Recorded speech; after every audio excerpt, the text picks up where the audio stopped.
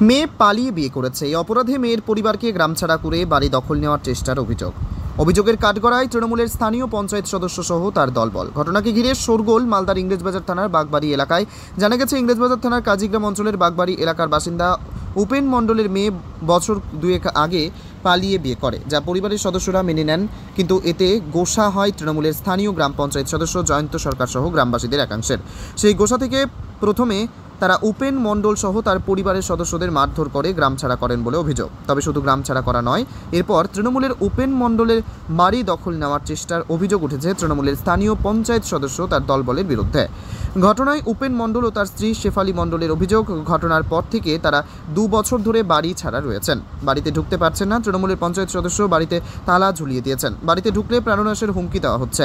গোটা বিষয়টি প্রথমে তিনি ইংরেজবাজার থানায় জানিয়ে লিখিত অভিযোগ দায়ের করেন, কিন্তু পুলিশ কোনো ব্যবস্থা না নেওয়ায় বর্তমানে তারা জেলা পুলিশ সুপারের দ্বারস্থ হয়েছেন। যদিও অভিযোগ অস্বীকার করেছেন তৃণমূলের পঞ্চায়েত সদস্য জয়ন্ত সরকার। তার দাবি, তিনি বাড়ি দখল করার কেউ নন, তাদের গ্রামবাসীরাই গ্রাম ছাড়া করেছেন, বাড়িতে ঢুকতে দিচ্ছেন না। গোটা ঘটনার তদন্ত শুরু করেছে পুলিশ।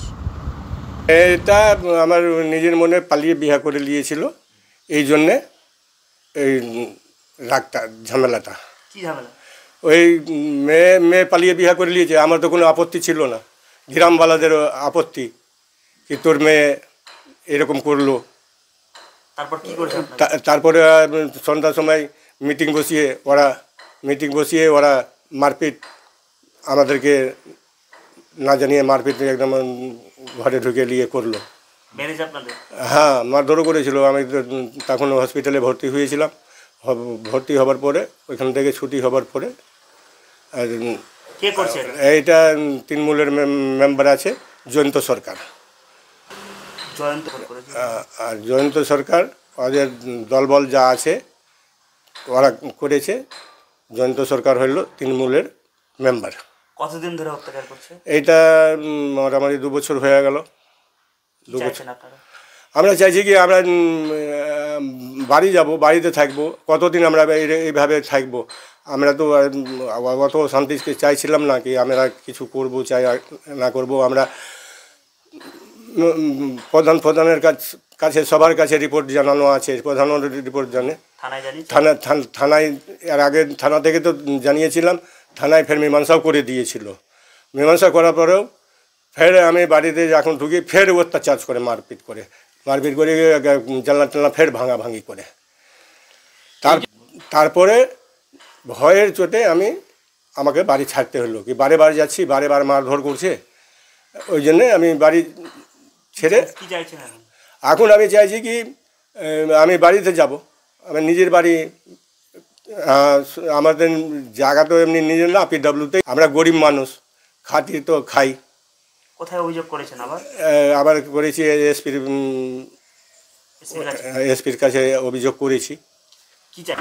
চাইছি কি মীমাংসা করে দিক। মীমাংসা আমরা নিজের বাড়ি, আমাদেরকে বাড়িতে থানা কাজ করিনি তো। থানাকে গিয়েছিলাম, থানায় কাজ করিনি। না পেরে নিয়ে তখন এসপি সাহেবের কাছে গিয়েছি।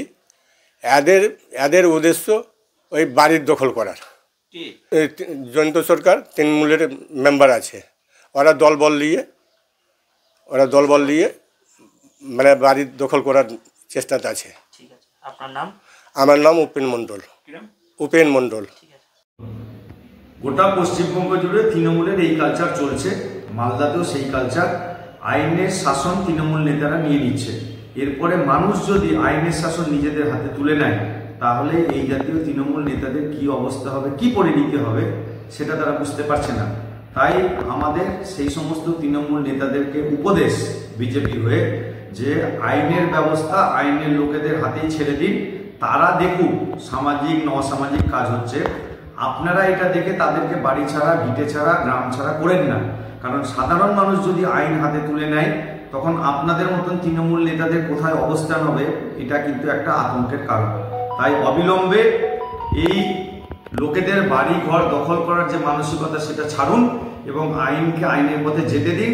তাদের কোনো যদি অবজেকশন থাকে এলাকার লোকের, তাহলে তারা থানায় যাক, পুলিশ সে কেস দেখবে। নিজেরা কেন আইন দখল করছেন, কি জন্য? এরপরে সাধারণ মানুষ যদি আইন হাতে নেয়, তখন আপনারা কি করবেন?